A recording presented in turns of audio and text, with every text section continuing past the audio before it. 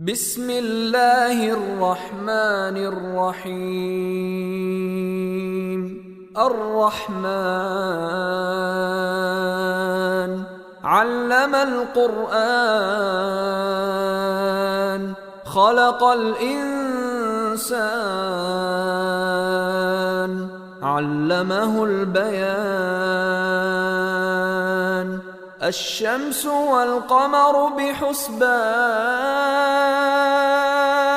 والنجم والشجر يسجدان والسماء رفعها ووضع الميزان ألا تطغوا في الميزان وأقيموا الوزن بالقسط ولا تخسروا الميزان